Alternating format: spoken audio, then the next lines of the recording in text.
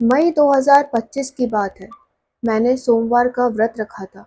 तभी तौसीफ अत्तार पास आया और मेरी टेबल पर रखी महादेव की मूर्ति देखकर बोला कि क्या ये सच में भगवान है? अगर पार्वती ने गणेश को जन्म दिया तो इन्हें क्यों नहीं पता था?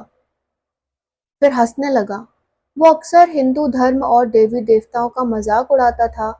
एक दिन उसने कहा कि ब्रह्मा ने अपनी बेटी के साथ गलत काम किया था। तौसिफ ऑफिस में बिजनेस प्रोसेस लीडर है। हम एक टीम में नहीं थे, फिर भी वो मेरे पास आता और निजी जिंदगी के बारे में बातें करता। पूछता कि क्या तुम्हारा बॉयफ्रेंड है। वो ऑफिस की लड़कियों को सिर से पैर तक घूरता और आंखें मारता।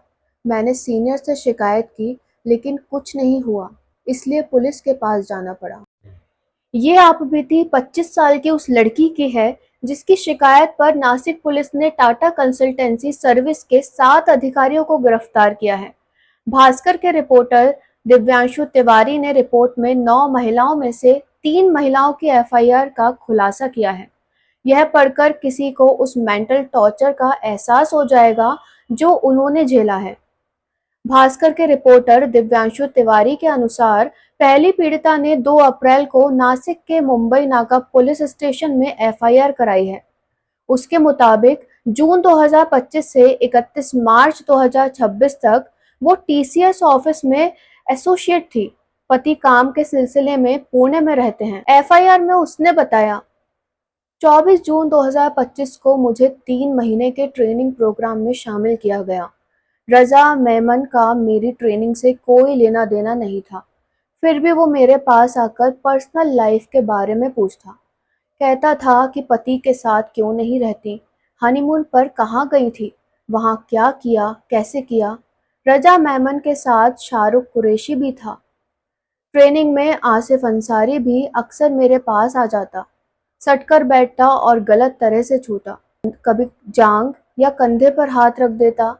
एक दिन लंच के वक्त हाथ गोद में रख दिया, फिर बोला, अगर कोई फिजिकल नीड हो तो बताओ, पूरा कर दूंगा। महिला ने बताया, सीनियर तौसीफ अत्तार ने भी गलत बर्ताव किया।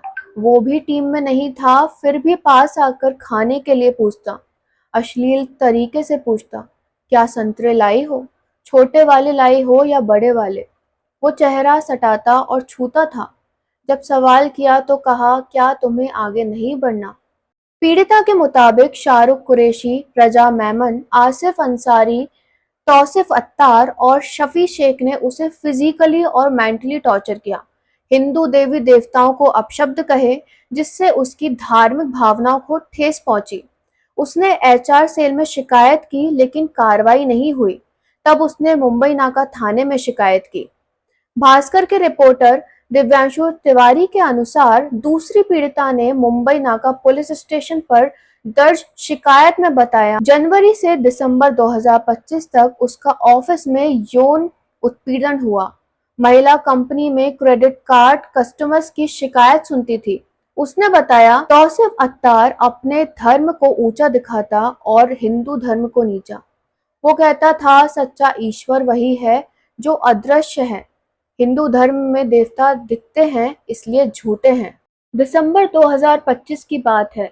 मैं लंच के बाद छाछ पी रही थी। तभी तौसिफ आया और पूछा, क्या पी रही हो? मैंने कहा, छाछ पी रही हूँ।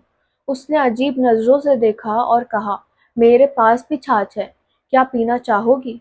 ये कहते हुए उसने प्राइवेट पार्ट की ओर इशारा किया।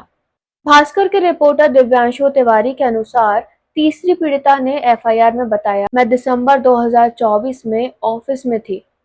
तब शफी शेख काम के बहाने पास आकर बैठ गया और जानबूझकर मेरे पैर से अपना पैर रगड़ने की कोशिश की।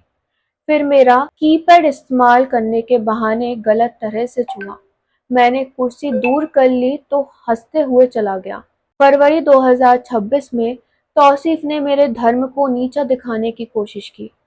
उसने कहा कि कृष्ण ने 16,000 महिलाओं से शादी की।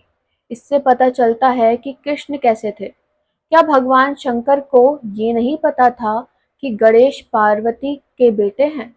अगर नहीं पता था तो देवी पार्वती को बेटा कैसे हुआ? उन्होंने गणेश का सिर क्यों काट दिया?